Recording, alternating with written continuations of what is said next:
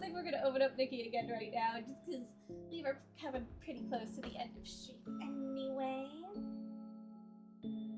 Blown away. Hey!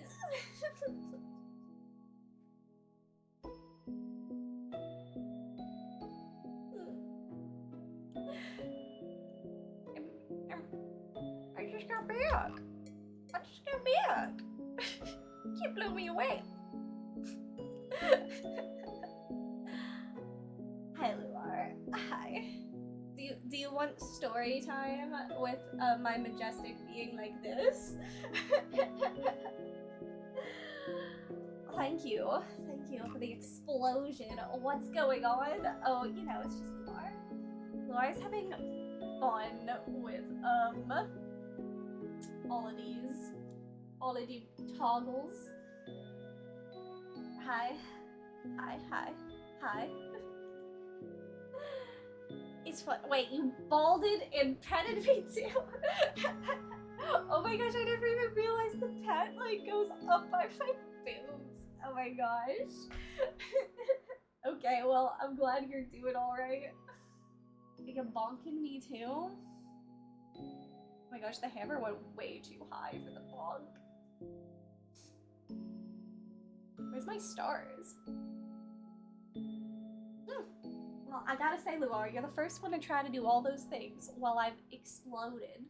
I'm gonna remain exploded for a decent bit, too. My screen looks insane right now. You're welcome. You're welcome. I think this is my best toggle, personally. What do you think? What do you think?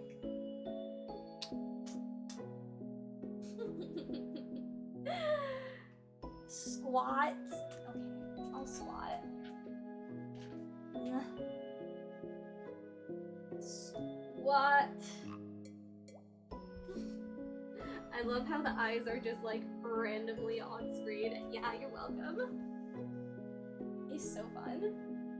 Okay, bot, that's still not the last game you played. What was the last game you played, Luar? Tell us. Tell us.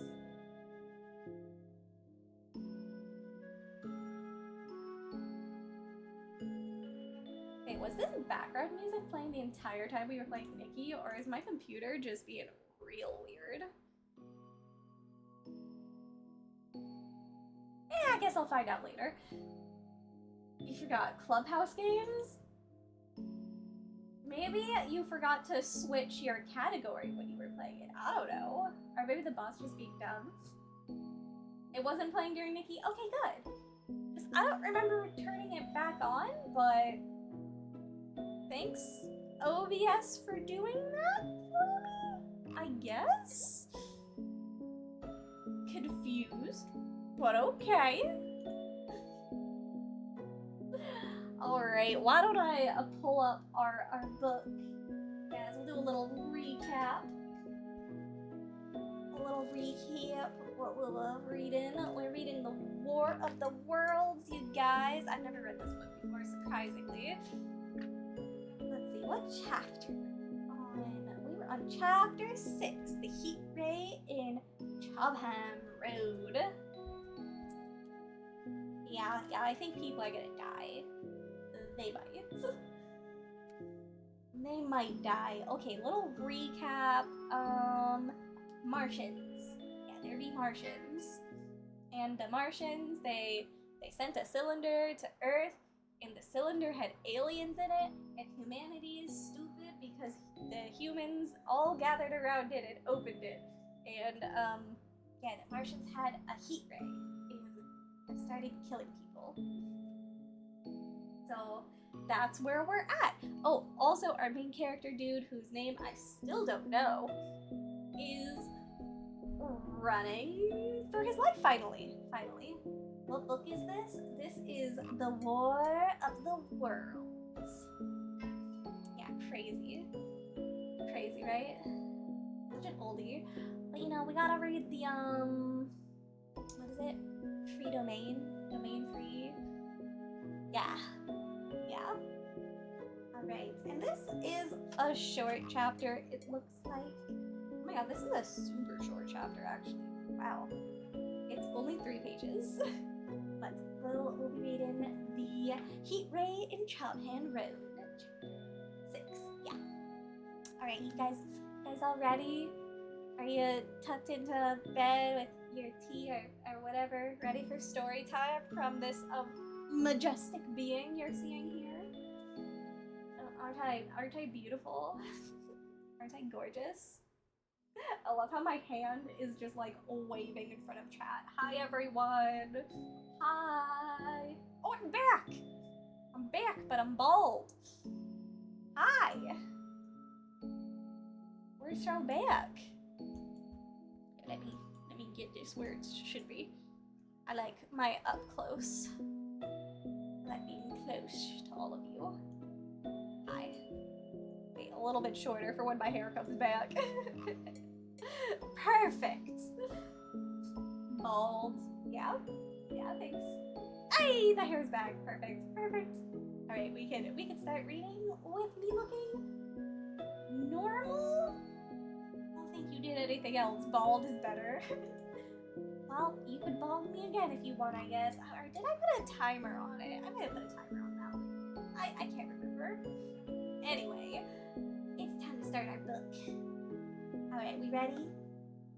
We ready to yell at humanity's stupidity some more, everyone? Just a little bit? I know I always am.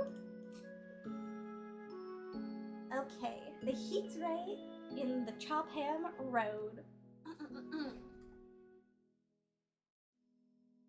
It is still a matter of wonder how the Martians are able to slay men so swiftly and so silently. Many think that in some way they are able to generate an intense heat in a chamber of practically obsolete non-conductivity. This intense heat they project in a parallel beam against any object they choose by means of polishing a parabolic mirror of unknown composition, much as the parabolic mirror of a lighthouse projects a beam of light. But no one has absolutely proved these details.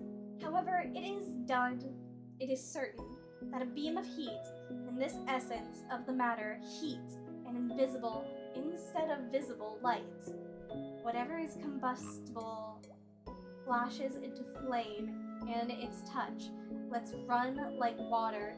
It softens iron, cracks and melts glass, and when it falls upon water, incontinently, that explodes in steam. Is the music gonna still play? Yeah, I was gonna leave it on. Oh, hello. Hello, you guys. You like my big bobblehead? Hi. Hello. I could turn it down a little bit though. It might be a little loud. Here we go. A little lower. Hi. You guys, you're having fun with these right now. You've saved up, huh? All right. Well, we'll continue this very serious story here. Ah! Oh my gosh. Oh my gosh. Ah! Ah! I pressed the wrong button. We're good. We're fine. And you still have enough for VIP? That's crazy. Okay. Is the music okay now? Is good? I'm so good at this streaming thing. I swear, you guys. I swear. Yes, it's good. Okay, good. Okay, I'll continue reading. I'll continue our story time. Where was I? That night, nearly 40 people lay under the lights of the pit, charred and distorted beyond recognition. And all night long, the common from Horsell and Maybury was deserted and ablaze. The news of the massacre probably reached Chobhan, Woking, and Ottershaw about the same time. In Woking, the shops had closed and the tragedy happened, and a number of people, shop people, and so forth, attracted by the stories they had heard, were walking over the Horsell Bridge and along the road between the hedges that run at last upon the common. You may imagine the young people brushed up after the labors of the day, making this novelty, as they would make any novelty, the excuse for walking together and enjoying a trivial flirtation. You may find to yourself the hum of voices along the road in the gloaming. And yet, of course, few people in Woking even knew the cylinder had opened. The poor Henderson had sent a message on a bicycle to the post office with a special wire to the evening paper. Oh no. Oh no. He sent it to the paper? More people are gonna come. As these folks came out by twos and threes upon the open, they found little knots of people talking excitedly and peering into the spinning mirror over the sandpits. The newcomers were no doubt soon infected by the excitement of the occasion. Ooh, a small head again. I'm back to normal. Okay, I lost myself. Where was I? Excitement of the occasion. Yes. By 8:30, with the deputation was destroyed.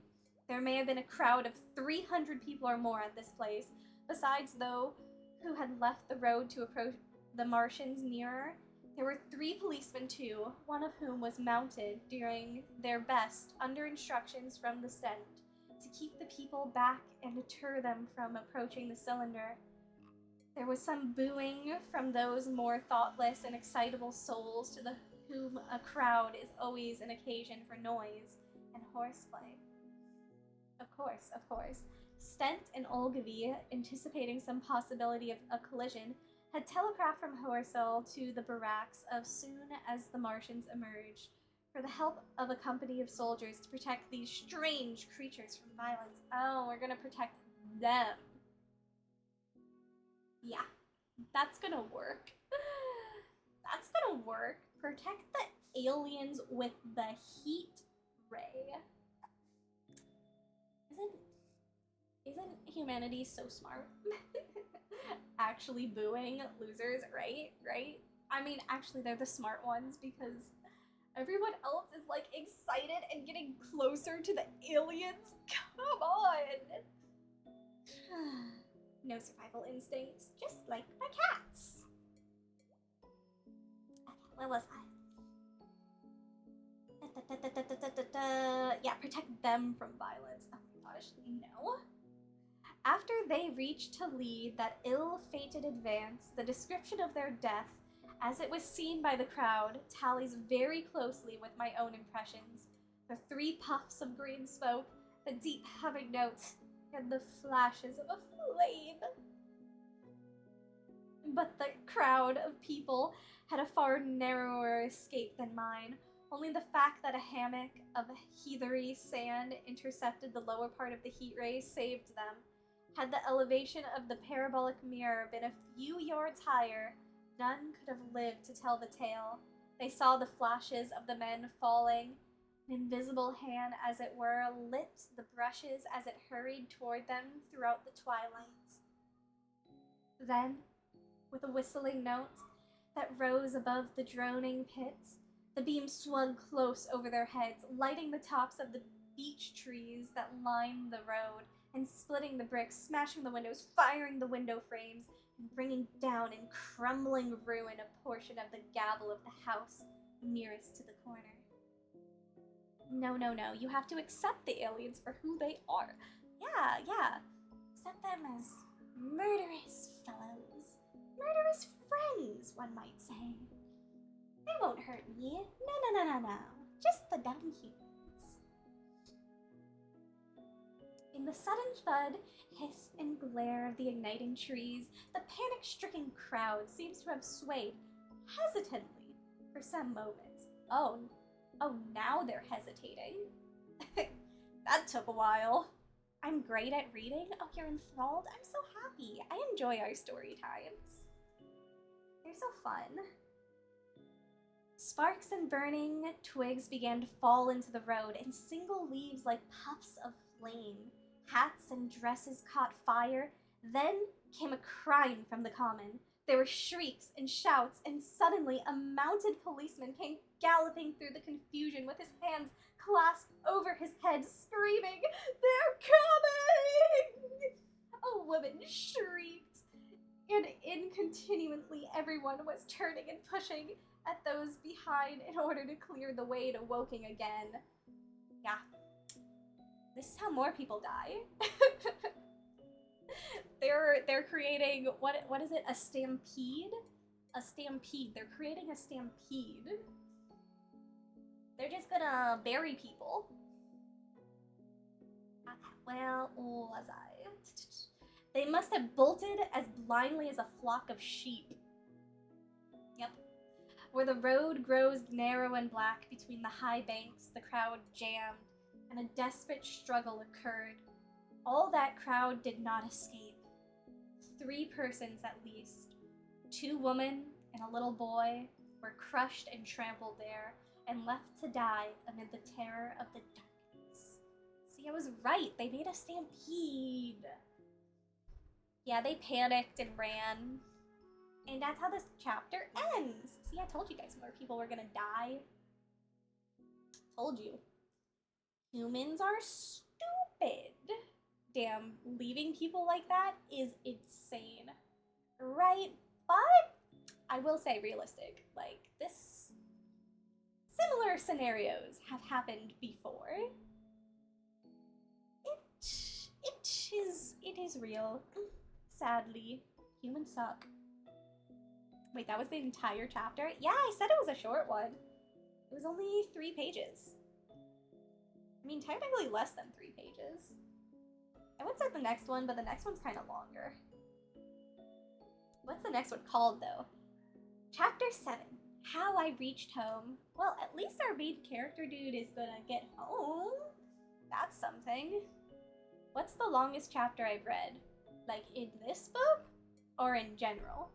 Because those are 2 very different questions. Because, like, in this book, it's, I don't know, I think the longest one is, like, maybe 5 pages so far. Very average, pretty short. The first chapter was pretty long. Now, the first one I've read in the longest one I've read in my life, oh boy. You guys, your girl has read Atlas Shrugged. And if anybody knows anything about that book, it has a 70-page speech in it. 70 pages. 70! One speech! And the book itself is like 1,000 pages, but like, oh my god. Read what? Atlas Shrugged. It's pretty good. It's a very controversial book, though. But I think it's very important to read that kind of thing, too. Because it has a lot of, like, I guess you could say life lessons of what not to do as society falls apart. It's just a speech? Yeah, it's just a speech. Just a speech. About, essentially propaganda. It's like a political speech, too. Like, it's long. It's long. I recommend the book. I also recommend skipping the speech. You don't need it. You can read like the first 10 pages and it's basically the same thing over and over, but with like in different ways. Read the book, don't read the speech. It's okay. You don't have to. It's too much. Hell yeah, Big Brother speech can be skipped. No, it's not a Big Brother speech. It's the opposite of that. It's about, oh god, what is the term called? I want to call it objectivism or something like that, but it's like, it promotes keeping the government out of the economy, but it goes to like such an extreme that like society falls apart, and they're like, well, all the smart people, we're just gonna like stop working and we're gonna go make our own society for a little bit until the government realize they should just let all of the rich people be in charge, is essentially what it is. because I know it's supposed to be like, let the skilled people be in charge, but it really is just let the rich people be in charge. So kind of like 1977. What's that book? 1977. Book.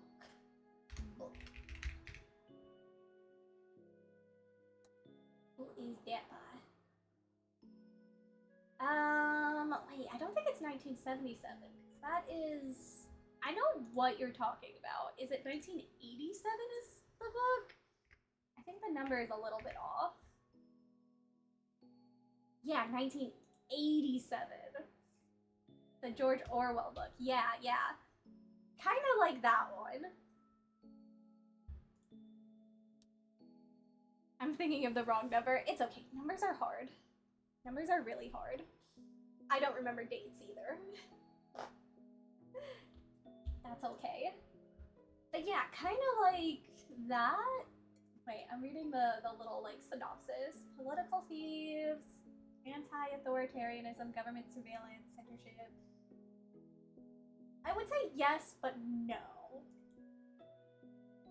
Like yes, but no, because that's like more political in a different way. This is more all about like capitalism, really, I want to say.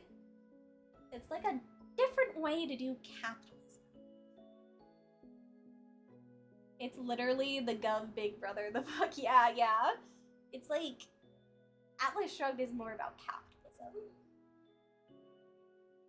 And how certain people believe that should be done. As I said, very important. Our society is slowly moving towards it. It's terrifying. You should read it. Because the book 100% paints it in a very good way, but it is a very terrifying way to live in society. Like, oh my god, I do not want to live in that world. Like, the author is like, yes, we should support this way of society and living, and she loves it. It's like her whole thing. But, it's terrifying. It's terrifying.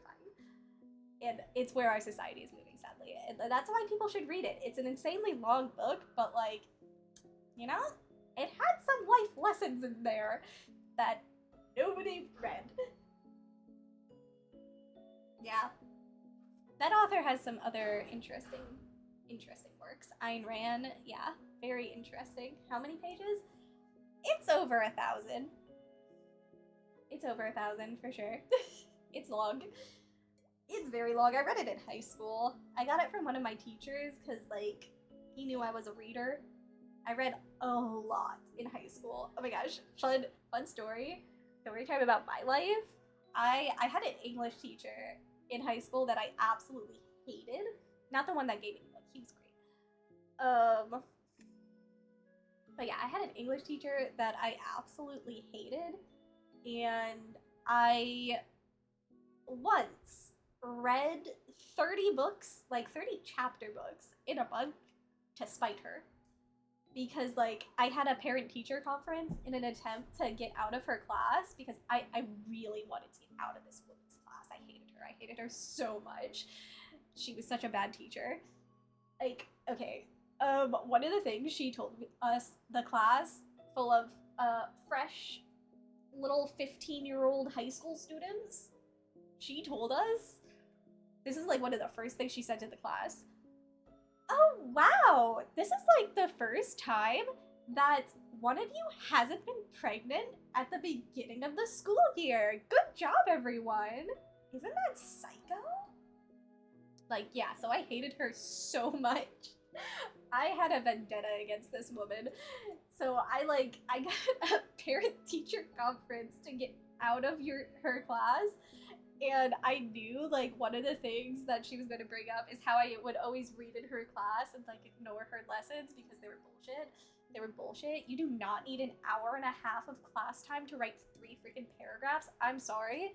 But, yeah, so I knew she would bring that up. I knew. And I knew the counselor would ask about, like, well, why don't you read, like, the content in the class? And blah, blah, blah. Like, how much do you actually read? Are you doing this just to, like, spite the teacher? Blah, blah, blah. So, to spite the teacher, I read 30 books in a month. Because the counselor did ask me. They asked me how many books I read this month. And I said, very proudly, 30. That's so base. I know, I'm great. Ooh. Well, I guess that's my signal to end stream. I did say we would stream until the fire alarm started going off, and that was the fire alarm announcement. It's going to be starting very soon. So, thank you all for joining, I guess. Let's end this thing before you guys hear a blaring alarm telling me to evacuate. Yay! Let's find somebody to raid. Who's alive right now? Who's alive? I need to get out of my room. Oh, Kaylynx is alive. I haven't been able to raid her in a while, and she is like Arc Knights. Hopefully she's not finishing like super duper soon. It doesn't look like it. Alright, I'm gonna raid her. So hope y'all have a lovely rest of the day. I would love to keep chatting with you guys, but yeah, the alarm is really loud. I've heard it before. It's bad. So bye-bye. I'll see you all tomorrow at same time, 6 a.m. my time, early. But we're gonna be playing a spooky game, not a cozy game. Very scary. We're playing Corpse Party, so if you're into that, please do join. And if not, I'll be back with cozy games on Sunday. So, bye-bye!